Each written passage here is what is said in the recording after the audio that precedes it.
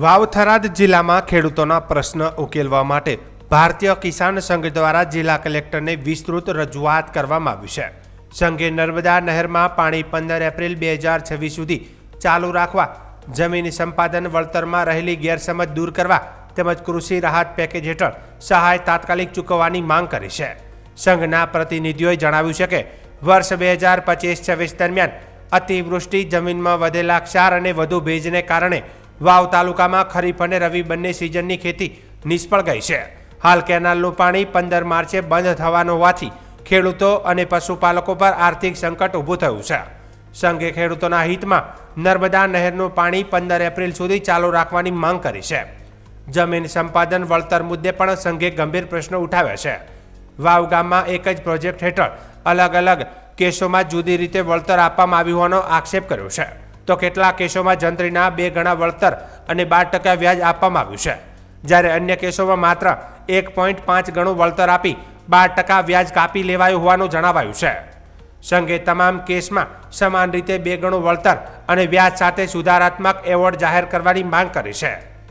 તો બીજી બાજુ કૃષિ રાહત પેકેજ 2025 અંતર્ગત જમીન સુધારણા સહાય માટે પ્રતિ હેક્ટર 20,000 જાહેર કરાયા હતા, પરંતુ ટેકનિકલ ખામીઓને કારણે ઘણા ખેડૂતો અરજી કરી શક્યા નથી.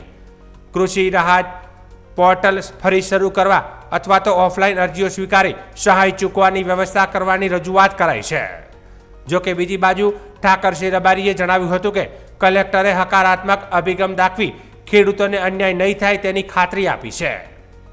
આજે ભારતીય કિસાન સંઘ દ્વારા ખેડૂત આગેવાન દ્વારા કલેક્ટર સાહેબને આવેદનપત્ર આપવામાં આવ્યું છે કે અત્યારે જે ઘાસની બહુ તંગી છે અતિવૃષ્ટિના કારણે ભયંકર ખેડૂતોને નુકસાન થયું છે અને મોડેથી ઘાસ પણ જે હતું તે પણ બળી ગયું હતું પાણીને લીધે. એટલે અત્યારે અમે 30/4 સુધી ખેડૂત દ્વારા માગણી કરીએ છીએ કે 30/4 સુધી ખેડૂતોને તમે પાણી આપો. વાલા દવલી નીતિ કર્યા વગર, કિનાકુરી કર્યા વગર કે આ આગેવાન આવે ચાલુ કરાવે છે, આ આગેવાન આવે ચાલુ કરાવે છે, માત્ર ને માત્ર ખેડૂતો માટે. અને અમે એવું માનશું કે ખેડૂતો માટે 30/4 સુધી તો તમે પાણી ચાલુ રાખશો તો અમે એમ માનશો કે વાવ, ધણેતર કે હોયગામ તાલુકાને તમે એક સરકાર દ્વારા એક બજેટ આપ્યું, એવું પણ અમે માનશો કે અમારા માટે ખેડૂતો માટે તમે નવેસરથી બજેટ આપ્યું છે માટે. અને જે ધોવાણ માટે જમીન સુધારણાની જે વાત હોય એ અમુક ખેડૂતોને પૈસા મળે છે, અમુકને વાલાદવલી કોઈ રાજકીય રીતે હોય તો ભલે, વીસીની ભૂલ હોય તો ભલે, કોઈ સરપંચોની વાલાદવલી નીતિ હોય તો ભલે, તો બધા ખેડૂતોને ધોવાણ કે જમીન સુધારણાના પૈસા મળેલ નથી. અને કોઈક પ્રોટોકોલને કારણે ઓફલાઈન કદાચ નહીં ચાલુ હોય એને લીધે ખેડૂતોને માત્રમાં જે હેક્ટરે 20,000 થી 2 હેક્ટરના 40,000 જે બાકી રહી ગયેલ ખેડૂતો છે એ તમામ તાલુકાઓની અંદર સત્વરે ચૂકવણું કરો.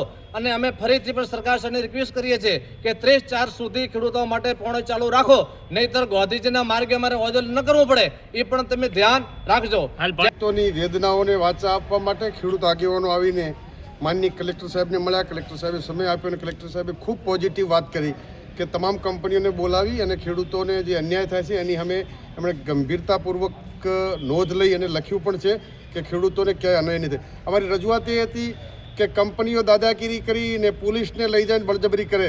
હું તો ખેડૂતોને કહું છું કે પોલીસવાળા આવે એમને પૂછજો કે તમારો બાપ કોણ છે, તો એમનો બાપ પણ ખેડૂત છે, તમે પણ ખેડૂતના દીકરા છો. આ રીતે ખેડૂતોને હેરાન કરી ખેડૂતોના ક્ષેત્રમાં બળજબરીથી ન પ્રવેશ કરવો જોઈએ એ બાબતની સાહેબને રજૂઆત કરી છે. કાં તો અમારા બધા કંજીપીના આગળને રજૂઆત કરી કે તમે જ્યારે મોબાઈલના ટાવરો ઊભા કરો છો દર મહિને ભાડું આપો છો, તો ખેડૂતના ખેતરમાં ટાવરો ઊભા કરો છો તો દર મહિને ભાડું આપો. ખેડૂતો જોડે કેમ મજાક મસ્કરી કરો? નહીંતર કોઈ પણ ખેડૂતના ખેતરમાં પોલ ઊભો કરો તો 50 લાખથી કરોડ સુધીનું વળતર આપો, એના સિવાય કોઈના પણ ખેડૂતના ખેતરમાં પ્રવેશ કરવો નહીં.